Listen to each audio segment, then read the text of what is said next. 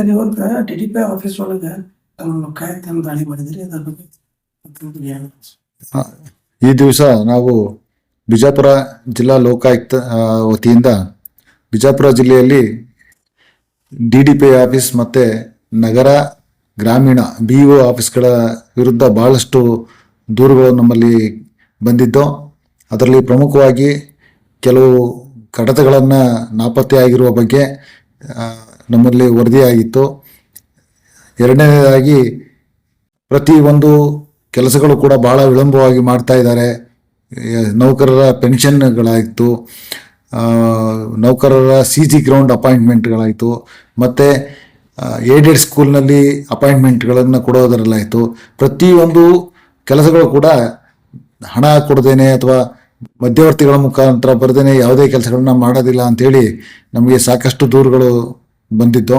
ಈ ಬಗ್ಗೆ ನಾವು ಮಾನ್ಯ ಗೌರವಾನ್ವಿತ ಲೋಕಾಯುಕ್ತ ಸಾಹೇಬರ ಗಮನಕ್ಕೆ ತಂದು ಅವರು ಈ ಬಗ್ಗೆ ಒಂದು ಸ್ವಯಂ ಪ್ರೇರಿತ ಪ್ರಕರಣವನ್ನು ದಾಖಲಿಸಿಕೊಂಡು ಮಾನ್ಯ BS ಪಾಟೀಲ್ ಸಾಹೇಬ್ರವರು, ಗೌರವಾನ್ವಿತ ಲೋಕಾಯುಕ್ತ ಸಾಹೇಬರು ನಮಗೆ ವಾರೆಂಟನ್ನು ಕೊಟ್ಟರು. ಆ ವಾರೆಂಟ್ ಆಧಾರದ ಮೇಲೆ ಈ ದಿವಸ ಒಂದು DYSP, 4 ಜನ ಇನ್ಸ್ಪೆಕ್ಟರ್ಸ್ ಮತ್ತು 30ಕ್ಕೂ ಹೆಚ್ಚು ಸಿಬ್ಬಂದಿಗಳನ್ನು ಒಳಗೊಂಡಂಥ ತಂಡಗಳನ್ನು ಮಾಡಿ ಈ 3 ಕಚೇರಿಗಳನ್ನ ಇವತ್ತು ಶೋಧನೆ ಮಾಡ್ತಾ ಇದ್ದೀವಿ.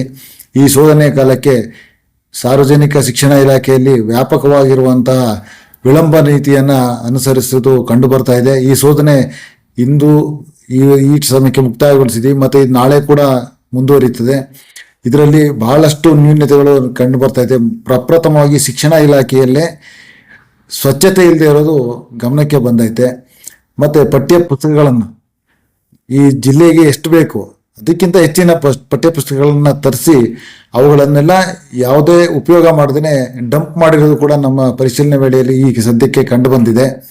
ಇದರ ಜೊತೆಯಲ್ಲಿ ಭಾಳಷ್ಟು ಕಡತಗಳನ್ನು ನಾಪತ್ತೆ ಮಾಡಿರೋದು, ಕಡತಗಳಲ್ಲಿ ಎಲ್ಲಿದೆ ಅಂತ ಯಾರಿಗೂ ಗೊತ್ತಿಲ್ಲ, ನಮ್ಮ ಹತ್ರ ಇಲ್ಲ ನಿಮ್ಮ ಹತ್ರ ಇಲ್ಲ ಅಂತೇಳಿ ಹುಡುಕಾಡುವಂಥ ಪರಿಸ್ಥಿತಿ ಈ ಇಲಾಖೆಯಲ್ಲಿ ಕಂಡು ಬರ್ತಾ ಇದೆ. ಈ ಎಲ್ಲದ್ರ ಬಗ್ಗೆ ನಾವೀಗ ಪರಿಶೀಲನೆ ನಡೆಸ್ತಾ ಇದ್ದೀವಿ. ಈ ಬಗ್ಗೆ ಯಾರ್ಯಾರು ತಪ್ಪಿತಸ್ಥ ಅಧಿಕಾರಿಗಳಿದ್ದಾರೆ ಅವರ ವಿರುದ್ಧ ಕ್ರಮ ಕೈಗೊಳ್ಳಲು ನಾವು ನಮ್ಮ ಗೌರವಾನ್ವಿತ ಲೋಕಾಯುಕ್ತ ಸಾಹೇಬರಿಗೆ ಶಿಫಾರಸು ಮಾಡಿ ಅವರ ವಿರುದ್ಧ ಸೂಕ್ತ ಕ್ರಮವನ್ನು ಕೈಗೊಳ್ತೀವಿ.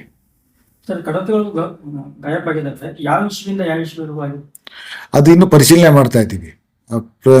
ಇನ್ನೂ ಕೂಡ ಪರಿಶೀಲನೆ ಹಂತದಲ್ಲಿ ಇರೋದ್ರಿಂದ ಪೂರ್ಣವಾದ ವಿವರ ನಾವು ನಾಳೆ ಸಿಗ್ಬೋದು ತಮಗೆ. ಕಾಟ ಜಾಸ್ತಿ ಆಗಿದೆ ಅಂದ್ರೆ ಒಂದು ಇದು ಬಂದಿದೆ. ಅದ್ರ ಬಗ್ಗೆನೂ ಕೂಡ ನಾವು ಈಗ ಪರಿಶೀಲನೆ ಮಾಡ್ತಾ ಇದ್ದೀವಿ. ಏಜೆಂಟ್ಗಳು ಇದರಲ್ಲಿ ಇವತ್ತು ನಾವು ದಾಳಿ ಮಾಡುವಂಥ ಸಮಯದಲ್ಲಿ 11 ಗಂಟೆಗೆ ನಾವೆಲ್ಲ ಏಕಕಾಲಕ್ಕೆ 3 ಕಚೇರಿಗಳ ಮೇಲೆ ದಾಳಿ ಮಾಡಿದೋ. ಆ ಸಮಯದಲ್ಲಿ ನಮ್ಮಲ್ಲಿ ಯಾವ ಏಜೆಂಟ್ಗಳು ಕಂಡು ಬಂದಿಲ್ಲ, ಬಟ್ ದೂರುಗಳಿವೆ. ಈ ಬಗ್ಗೆ ಕೂಡ ಪರಿಶೀಲನೆ ಮಾಡ್ತಾ ಇದ್ದೀವಿ. ಈಗ ಕಡತಗಳೆಲ್ಲ ಕೆಲಸಗಳನ್ನು ಪೆಂಡಿಂಗ್ ಇಟ್ಟಿದ್ದಾರೆ ವಿನಾಕಾರಣ ಅಂತ ಹೇಳಿದ್ರೆ ಅದಕ್ಕೆ ಕಾರಣ ಬೇರೆ ಇರೋದಿಲ್ಲ, ಅದು ಭ್ರಷ್ಟಾಚಾರಕ್ಕೋಸ್ಕರನೇ ಇಟ್ಟಿರುವಂಥ ಸಾಧ್ಯತೆಗಳಿರ್ತವೆ. ಈ ಬಗ್ಗೆ ನಾವು ಪರಿಶೀಲನೆ ಮಾಡ್ತೀವಿ, ತನಿಖೆ ಕೂಡ ಮಾಡ್ತೀವಿ. ನೌಕರರು ಟ್ರಾನ್ಸ್ಫರ್ದಲ್ಲಿ ಫೈಲ್ಗಳನ್ನು ಗಾಯಪಡಿಸಿದ ಅಂತ ಒಂದು ಆರೋಪ ಮಾಡಿದ್ರು ಸರ್, ಅದನ್ನು ನಾವು ವರದಿ ಕೂಡ ಮಾಡಿದ್ದೀವಿ. ಈಗ ಆ ಬಗ್ಗೆನೂ ಕೂಡ ನಾವು ಈಗ ಪರಿಶೀಲನೆ ಮಾಡ್ತಾ ಇದ್ದೀವಿ. ಒಂದು ಡಿ ಗ್ರೂಪ್ ನೌಕರರಾಯಿತು, ಶಿಕ್ಷಕರ ವರ್ಗಾವಣೆಗಳಾಯಿತು, ಅತಿಥಿ ಶಿಕ್ಷಕರ ನೇಮಕ ಆಯಿತು, ಈ ಎಲ್ಲ ವಿಭಾಗಗಳಲ್ಲೂ ಕೂಡ ಸಾಕಷ್ಟು ದೂರುಗಳಿವೆ. ಇವೆಲ್ಲವನ್ನು ಕೂಡ ನಾವು ಪರಿಶೀಲನೆ ಮಾಡ್ತಾ ಇದ್ದೀವಿ. ಬಿಜಾಪುರ ನಗರಕ್ಕೆ ಒಂದು 200 ಸ್ಕೂಲನ್ನು ಸ್ಯಾಂಕ್ಷನ್ ಮಾಡೋದು, ಅದನ್ನು ಮಾಹಿತಿ ಈ ಬಗ್ಗೆನೂ ಕೂಡ ನಾವು ಪರಿಶೀಲನೆ ಮಾಡ್ತಿದ್ವಿ. ಅದು BO ಆಫೀಸ್ಗೆ ಸಂಬಂಧಪಟ್ಟಂಥದ್ದು ಅಂತೇಳಿ ನಮಗೆ ದೂರಿದೆ. ಅದನ್ನು ತಮಗೆ ಹೇಳಿದ ಅನುದಾನ ಶಾಲೆಗಳಲ್ಲಿ ಶಿಕ್ಷಕರ ನೇಮಕಾತಿ ಬಗ್ಗೆ, ಸಿಬ್ಬಂದಿಗಳ ನೇಮಕಾತಿ ಬಗ್ಗೆ, ಅನುದಾನ ರಹಿತ ಶಾಲೆಗಳಿಗೆ ಅನುಮತಿ ಕೊಡೋ ಬಗ್ಗೆ, ಕೆಲವನ್ನ ಯಾವುದೇ ದಾಖಲೆಗಳಿಲ್ಲದೆ ಇದ್ರೂ ಅನುಮತಿ ಕೊಟ್ಟಿದ್ದಾರೆ, ಕೆಲವು ಎಲ್ಲ ದಾಖಲೆಗಳನ್ನು ಕೊಟ್ಟಿದ್ರು ಕೂಡ ತಿರಸ್ಕಾರ ಮಾಡಿದ್ದಾರೆ ಅಂತ ಕಂಡು ಬಂದೈತೆ ಅಂತ ತಿಳಿಸಿದ್ದಾರೆ. ಇವೆಲ್ಲವನ್ನು ಪರಿಶೀಲನೆ ಮಾಡ್ತೀವಿ. ಯಾರು ತಪ್ಪಿತಸ್ಥ ಮಾಡಿದ್ದಾರೆ, ತಪ್ಪಿತಸ್ಥ ಅಧಿಕಾರಿಗಳು ಯಾರು ಸಿಬ್ಬಂದಿಗಳಿದ್ದಾರೆ ಅವ್ರ ವಿರುದ್ಧ ಕ್ರಮ ಶೀಘ್ರವಾಗಿ ಆಗುತ್ತೆ. ನಾಳೆ ಆಗುತ್ತೆ ಅಂತ ಸರ್. ಆಮೇಲೆ ಅಂದ್ರೆ ಆಫೀಸ್ನಾಗಿ ನೋಡಿದಂದ್ರೆ ಯಾವ್ದು CC ಕ್ಯಾಮ್ರಾ ಇಲ್ಲ, ಯಾರು ಬರ್ತದೆ ಯಾರು ಹೋಗ್ತದೆ, ಅದು ಏನು ರೆಕಾರ್ಡ್ ಇಲ್ಲ ಸರ್. ಹೌದು, ಈ ಬಗ್ಗೆ ನಾವು ಈಗ ಆಲ್ರೆಡಿ ನಾನು ಮೇಲಧಿಕಾರಿಗಳ ಗಮನಕ್ಕೆ ತಂದಿದ್ದೀನಿ, ಆ ಇಲಾಖೆ ಮೇಲಧಿಕಾರಿಗಳ ಗಮನಕ್ಕೆ. ಅವರು ಕೂಡ ಇದ್ರ ಬಗ್ಗೆ ಕ್ರಮ ಕೈಗೊಳ್ತೀವಿ ಅಂತ ಹೇಳಿದ್ದಾರೆ. ಅದು ವರದಿನೂ ಕೂಡ ನಾವು ನಮ್ಮ ಈ ದಾಳಿ ಇದರಲ್ಲಿ ತಂದು ನಮ್ಮ ಲೋಕಾಯುಕ್ತ ಸಾಹೇಬ್ರ ಗಮನಕ್ಕೂ ಕೂಡ ತರ್ತೀವಿ. ನಾವು ಇದನ್ನ ಅಲ್ಲಿ ಅದೇ ಮುಖಾಂತರ ಸರ್ಕಾರದ ಗಮನಕ್ಕೂ ಇದನ್ನು ತರ್ತೀವಿ. ಆಮೇಲೆ ಸರ್ ಭ್ರಷ್ಟಾಚಾರ ಬಗ್ಗೆ ಏನು ಬಂದಿದೆ ಸರ್ ಕಣ್ಣಿಗೆ? ಈಗ ಅದ್ರ ಬಗ್ಗೆನೇ ನಾವು ಇನ್ನು ಪರಿಶೀಲನೆ ಮಾಡ್ತಾ ಇರೋದ್ರಿಂದ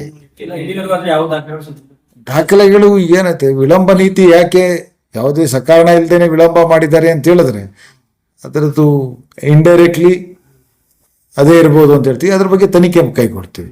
ಅದಕ್ಕೆ ಹೌದು, ಈಗ ನೀವು ಯಾಕೆ ಪೆಂಡೆನ್ಸಿ ಇಟ್ಟಿದ್ದೀರಿ, ಯಾಕೆ 1 ತಿಂಗಳು 2 ತಿಂಗಳು ಅದು ಬರಲ್ಲ, ವರ್ಷಾನುಗಟ್ಟಲೆ ಪೆಂಡೆನ್ಸಿ ಇರೋದು ಕೂಡ ಕಂಡು ಬರ್ತದೆ. ಆವಾಗ ಅವರು ಸಮರ್ಪಕವಾಗಿ ಉತ್ತರ ಕೊಟ್ಟಿಲ್ಲ ಅಂದರೆ ಅದ್ರ ಉದ್ದೇಶ ಅದೇ ಇರ್ತದೆ. ಈ ಬಗ್ಗೆ ಕೂಡ ತನಿಖೆ ನಡೀತಿದೆ. लेटेस्ट न्यूज अपडेट्स के लिए YouTube एक्सप्रेस को सब्सक्राइब कीजिए, साथ में बेल आइकॉन को भी क्लिक कीजिए, साथ ही साथ लाइक, शेयर और कमेंट करना ना भूलिए।